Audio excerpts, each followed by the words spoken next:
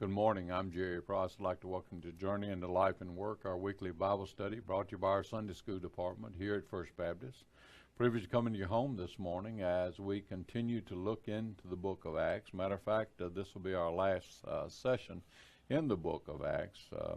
We've gone through 26 weeks of Acts. The first 11 weeks we dealt with the establishing of the church and the early church, and then the last from 12 to 27, we've been with Paul and his journeys and the things that's happened in his life. And today, we finally got him on a ship, and he's headed to Rome. And so we're going to be looking at that for you today and wrapping up. Today, our lesson deals with trust, and as believers, we find joy through trusting God in all circumstances. And so, you know, Paul faced many challenges in his life and on his missionary journeys, yet he always remained steadfast, and he remained faithful to the Lord. He understood that he was living under the watchful protection of God. Several times God had given him direction and instructions and what to do and where to go, and protected him and led him, you know. And as a result, he found joy in every circumstance that he faced, and he praised God for it. And as he told the Philippians there, he embraced contentment and peace in times of prosperity and need, because he knew that Christ was with him wherever he went and would take care of him. And so today in this lesson we look at, we see Paul trusting God again in the middle of the storm and the shipwrecks that he faced. And so, you know, his journey to Rome was really just another missionary endeavor for him. You know, he took every opportunity and every situation that he was in to proclaim Christ to whoever was listening. We saw him with Agrippa, and all the time that he was trying to defend himself as who he was and where he was born and what he did and what he didn't do, you know, he was still telling Agrippa about who Christ was and the difference that he could make in his life, and witnessing to him in all of those cases. And so here, as a Roman citizen, you know, Paul had appealed his case to Caesar. And so as a Roman citizen, the emperor was the ultimate human authority on all matters concerning Rome or the Roman law. But, you know, Paul knew that God had a deeper plan for him, and the journey to Rome that he was undertaking was just a vehicle that the Lord was using in his sovereignty and in his providence to get Paul before Caesar, the emperor. And if the mission of the early church was to take the gospel to the ends of the earth, then witnessing to Caesar would be a milestone moment for Christ and for Paul. Well, there were other prisoners that were traveling to Rome with Paul, and they were under the supervision of a centurion named Julius. On this journey here, Luke went, and also Aristarchus was along with him. This was a new companion. You know, we've had Aquila and Priscilla, and we've had Barnabas, and we've had Silas, and we've had Timothy and Luke and John Mark, and just so many that had been on the journey with him, and now we have another new one that's come along. And so Aristarchus had been with Paul in Ephesus, and that was during the third missionary journey there, and he was the apostle as with Paul as he returned back to Jerusalem. Well, of course, there was a lot of things going on with this trip. You know, they were didn't really know if it was the proper time to move, you know, as a ship in the water. And so Paul told them, said, you know, we really don't need to go now. We need to wait. But instead of listening to Paul, Julius listened to the captain of the ship.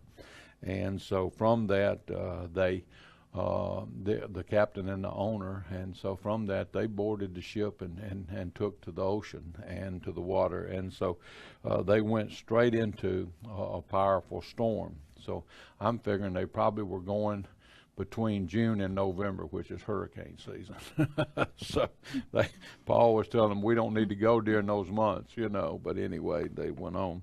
So as the storm raged around them, Paul offered a word of encouragement to everyone that was on the ship, and he was telling them that there was an angel of God that's with us. He promised to protect us, protect me regardless of the storm. And so in his grace, he also promised to protect every person that was on the ship with Paul. And so to make sure the people stayed safe, though, everyone had to stay on the ship. A lot of times, in the shipwrecks, they would abandon the ship, and some would swim to shore, and then others would just hang on to planks and boards and anything they could hang on to. I imagine that would be be tough in the water having to do that. But anyway, while Julius did have to thwart one attempted escape, Paul's message relieved some fear and tension. They'd been without food for 2 weeks, for 14 days, and Paul was able to convince everyone to eat so that they could regain their strength. Now, I'm thinking that they were probably without food because they were probably sick. The shipwreck, the storm, the tossing back and forth, it probably made them a little woozy, and I think that might have been some of the reasoning that they wasn't eating. But Paul had convinced them that they needed to eat so that they could have the strength that they needed. And anyway, they finally wedged into a sandbar there at Malta, and there everyone was forced to abandon the ship and head for land, and they all made it safely to shore. Paul and Paul's God in the eyes of those who have survived all of this, definitely their respect for God and who he was definitely had elevated here. And so Paul ministered here again and was pointing them all to Jesus. So today, as we look at this lesson, Paul had gone through a lot of tough times during his ministry. He'd gone on 3 missionary trips. He constantly faced opposition. He constantly faced threats, and so we're going to look here at another chaotic time for Paul and how he found joy by trusting God even in difficult circumstances. And so what we see today is we can be encouraged in our struggles in our life that God is with us, and he will administer to us the needs that we have during those struggles that we face. So we're going to look at Acts chapter 27. We're going to begin there with verses 31 through 34. And Teresa, let's look at the part called to trust. Okay, let's read those. Paul said to the centurion and the soldiers, "Unless these men stay in the ship, you cannot be saved." Then the soldiers cut the ropes holding the skiff and let it drop away. When it was about daylight, Paul urged them all to take food, saying, "Today's the 14th day that you've been waiting and going without food, having eaten nothing. So I urge you to take some food, for this is your survival, since none of you will lose a hair on your head." Okay, so very, very understandable. Paul had told them exactly what they needed to know because God had told him exactly what he needed to know. So Paul had just left Caesarea, and as he did, they placed him in the, they placed a guard on him, and as Jerry said, his name was Julius, and he was a centurion. These were very highly educated or highly instructed soldiers, and they were, like a centurion meant, they usually were put in charge of 100 men. And the centurions were a backbone for the Roman army, and of course they had a fantastic army because of the size and the fact that they ruled so much area. And so some centurions, I'm sure, could be just as mean as a snake. but as we read about centurions in the New Testament, we begin to see examples of fellows that were really good.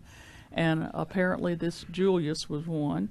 And I just wonder how many times Paul told him the good news. And I would love to know if Julius, since he was in the presence of Paul, maybe believed maybe he was a believer in Jesus when the whole thing was done and said.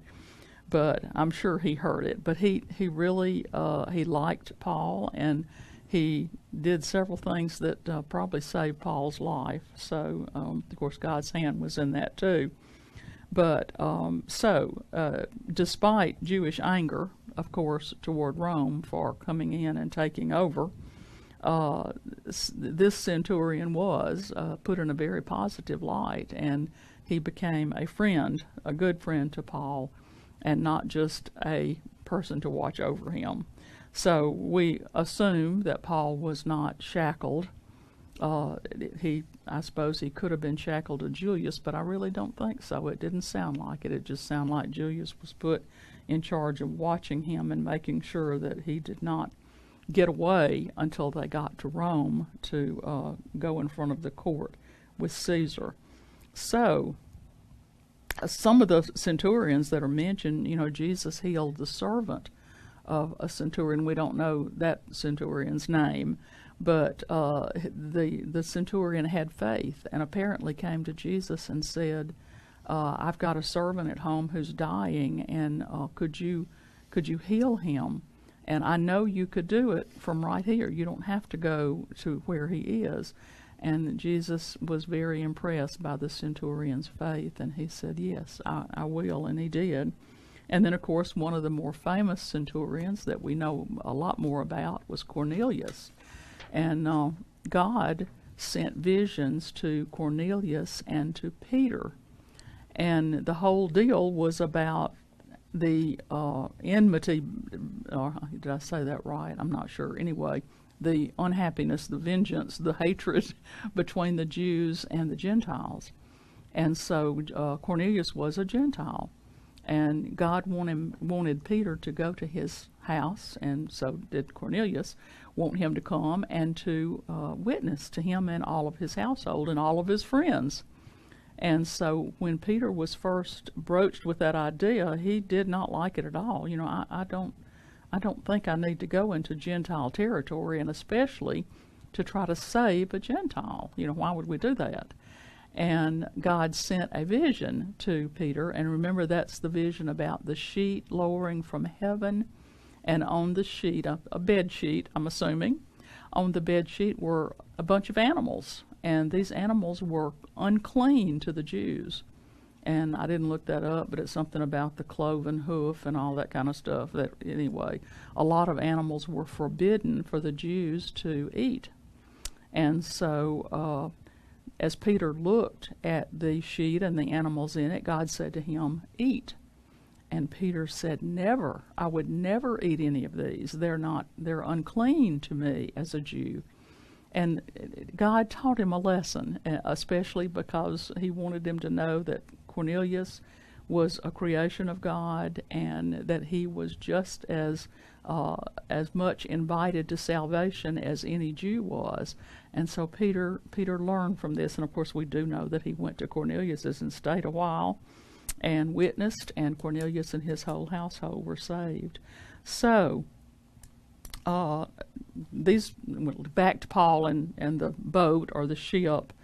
They call it a boat. I've heard some people sort of had their feelings hurt when somebody called their boat a boat. They said it's a ship, and I'm not sure what the difference is.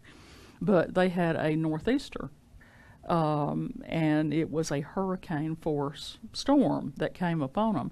And as Jerry said, we're not sure exactly. Maybe God told Paul about this, or maybe Paul saw the weather. I'm sure, remember Woody Asaph? Maybe Woody Asaph talked to Paul. But anyway, Paul knew it was coming and talked about it would be better for him to wait, but they went ahead.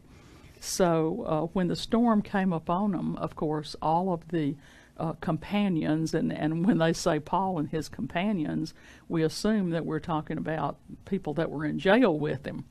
All of them became very, very afraid, and so they wanted to escape using the lifeboat.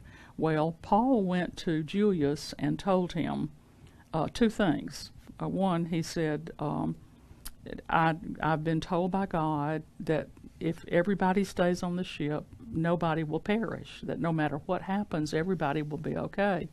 And the other thing is that the companions plan to steal the, what do they call it in the scripture? The skiff, which is a lifeboat. And he said they plan to cut the ropes and take the lifeboat off from the side of the ship, and they plan to escape because they want to get off this boat when the storm is at its worst. And so Cornelius went and cut the ropes himself. Julius cut the ropes himself and let that lifeboat go so these people would not escape. And of course, Paul was just trying to save their lives. And so he told them, he said, God knows that if you stay on this ship, you'll be okay.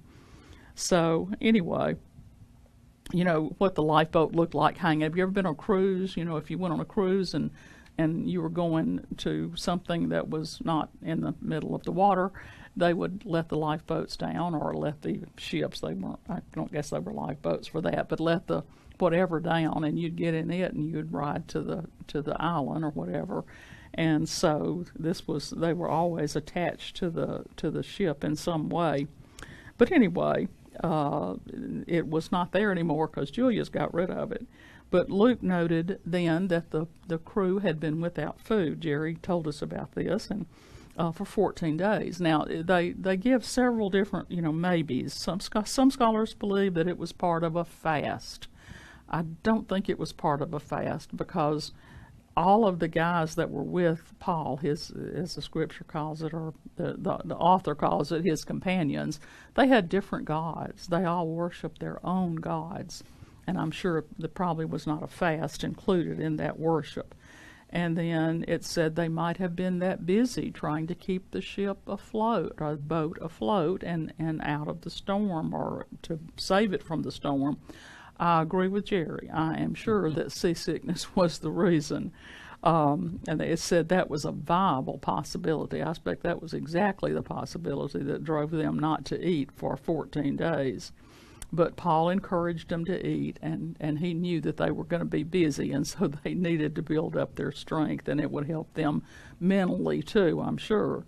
So Paul's encouragement marked the third time that he had taken a big role, a leadership role during this whole situation. So Paul assured them, and he used the expression, "You won't lose a hair from your head." We still use that expression. There was real danger, naturally, but none of them would suffer injury if they did what God said. And, you have to, I don't know if Paul convinced them enough that they had faith in Paul, or whether it was just Paul's faith that knew that if he could keep them on the boat, that everybody would be all right.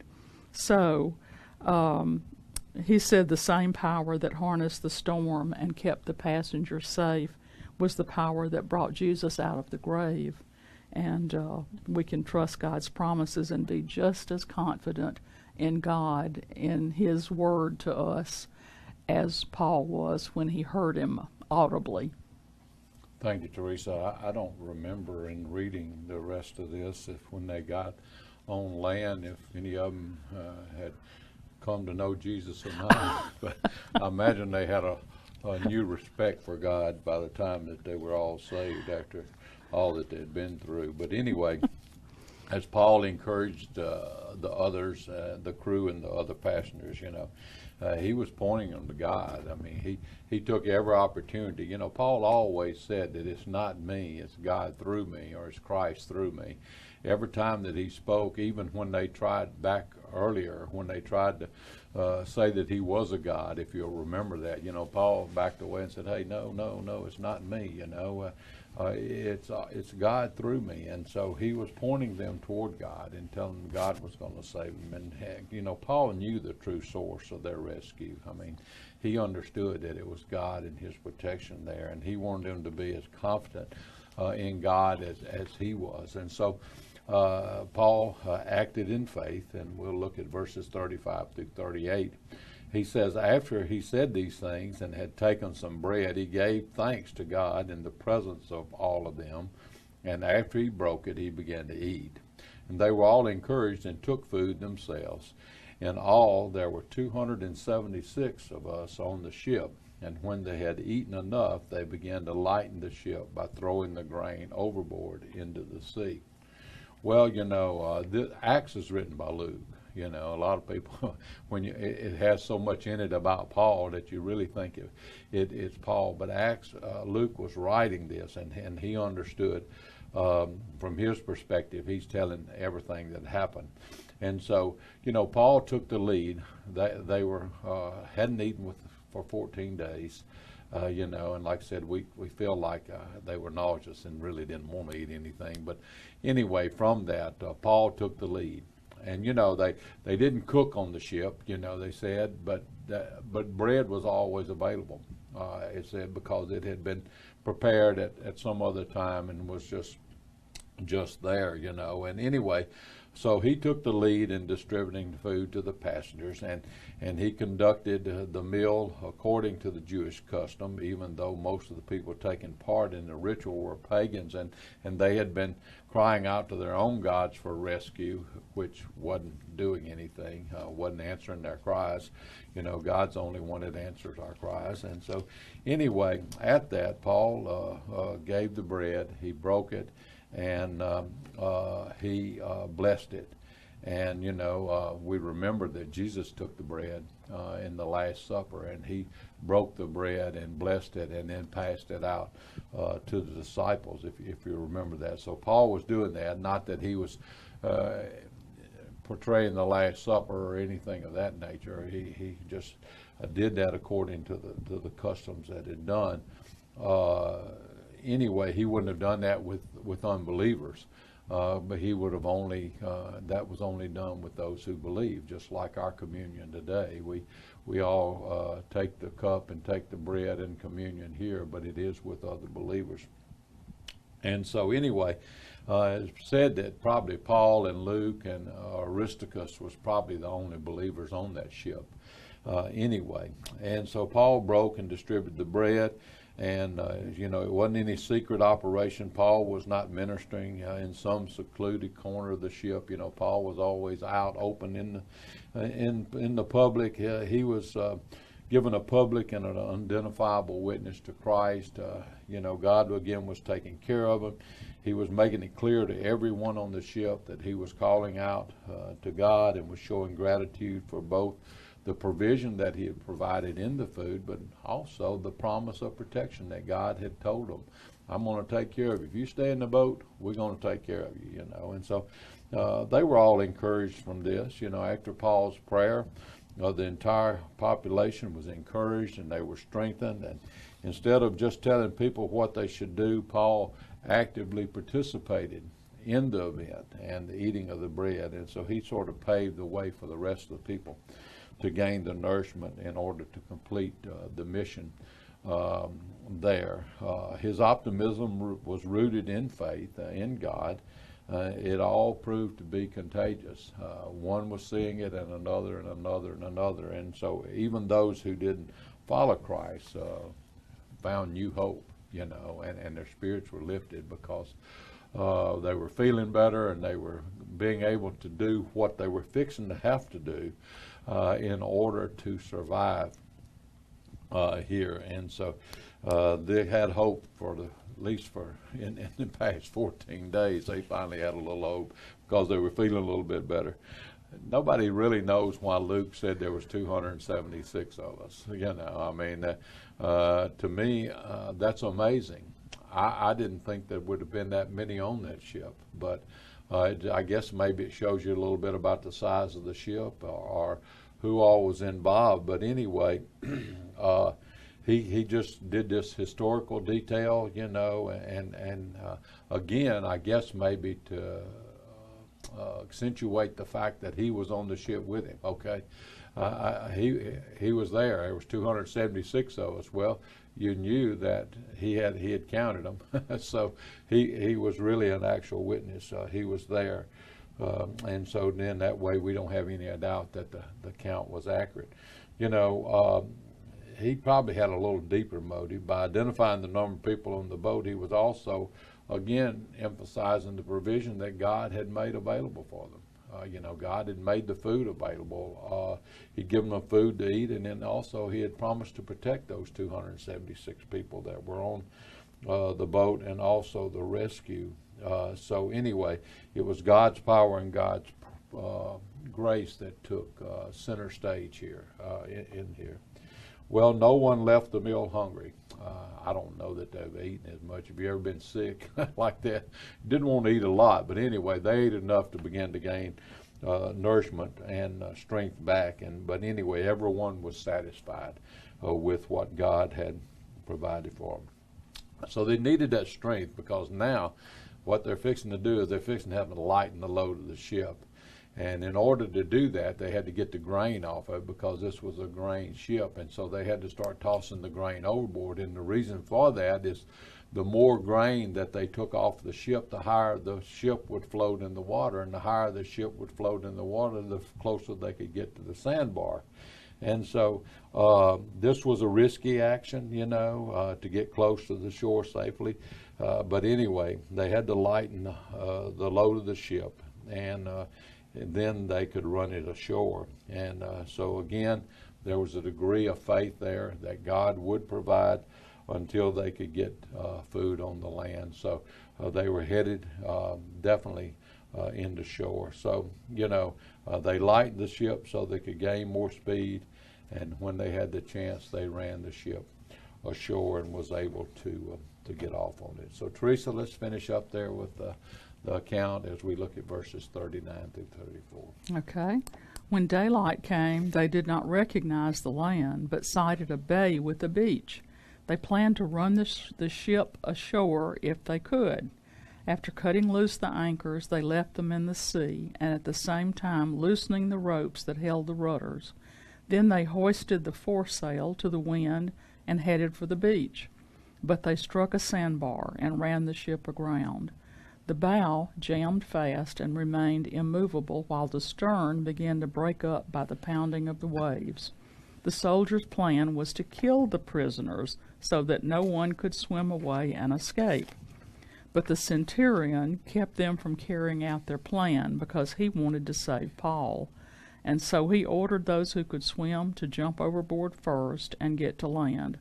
The rest were to follow, some on planks and some on debris from the ship. In this way, everyone reached the shore. Okay, so, earlier Luke had mentioned that everybody was praying to their own gods to be able to see daylight. So we know from that the storm was violent, and the clouds were low and very thick and very dark, and so they did not get to see sunlight for several days. And all they wanted to do was see the sunshine. They wanted to know that the storm was beginning to go away or had gone away. And so he also shared how all the men had been praying for that. And so he said, along with the meal, daylight may have added to their encouragement. I'm sure it did. If nothing else, the light gave them a better sense of where they had been, because they could not tell anything naturally in the dark. And so noises told the sailors that they were close to land. And so even as their visibility improved, they didn't recognize what they were approaching. Now, I don't know exactly how, maybe these people were widely traveled. I don't know exactly what they would have recognized. They certainly didn't see lights and all that kind of stuff. So, but they did identify a bay with a beach. So the crew started the process of turning the ship toward that land, hoping to run it into the beach and be able to get off of it. Well, what they didn't realize at the time was that they had made it to Malta, and they were not on the regular, that was a sailor's place where it was located. It was in the middle of the ocean, and so a lot of sailors stopped there on their way somewhere else, I suppose, to get more supplies and things like that.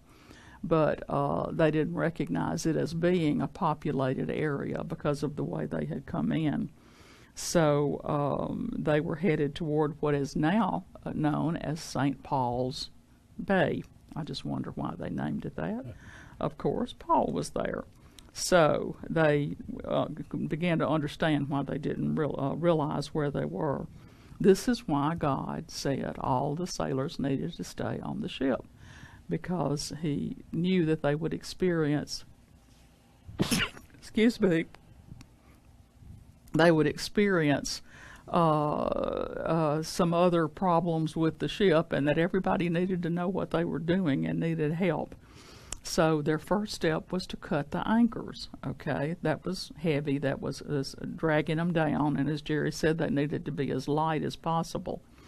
And next, they released the ropes that held the rudder in place. I have learned a lot about boats. They're still calling it a boat. Still didn't call it a ship. I guess that's a newfangled thing.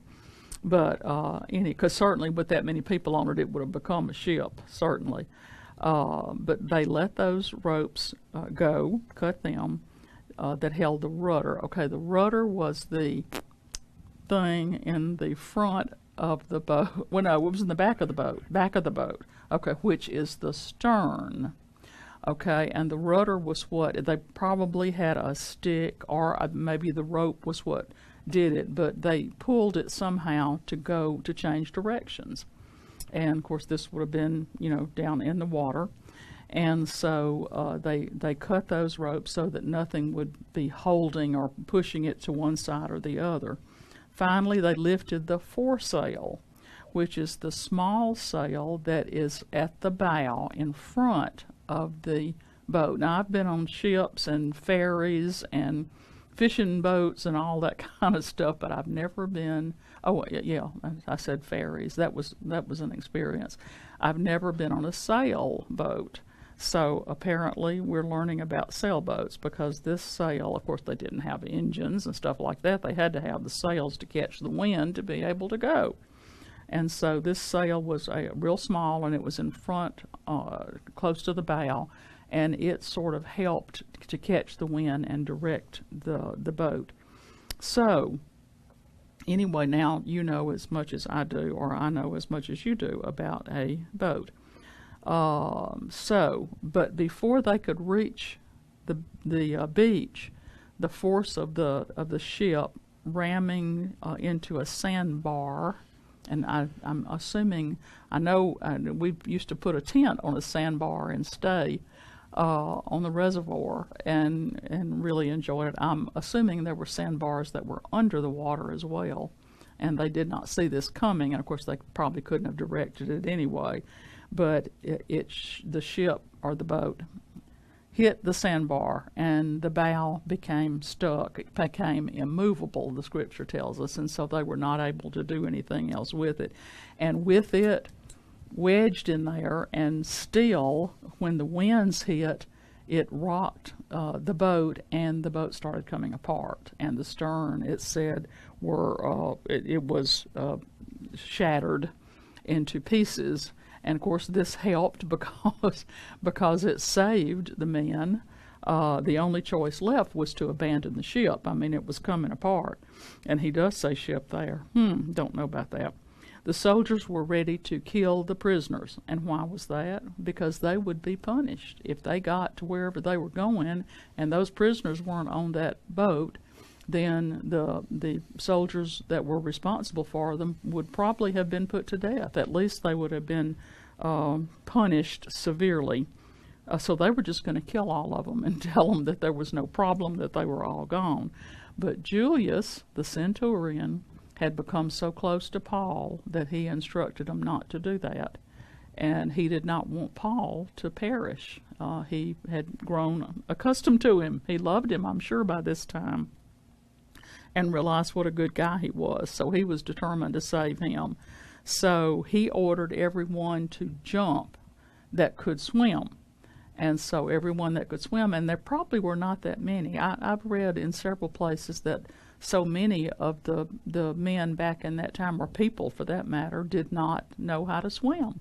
And even the guys who were fishermen for a living, most of them, or some of them, did not know how to swim. So anyway, some of them jumped and were able to swim, and the others were able to catch a piece of the debris from the stern that the back of the boat that was coming apart, and they were able to float to the beach. And so God was proved right, and this had to have raised their opinion. If they didn't already think a lot of Paul, this had to have assured them that he and his God were good folks, and that his God told the truth and also had protected them. So Paul continued to honor God with his words and his actions on Malta before finally being able to get to Rome. But he still had 700 miles to go from Malta to Rome, and so he still had some adventures in store. Thank you, Teresa. Well, they could stay on board and risk being killed by the soldiers, or go down with the ship.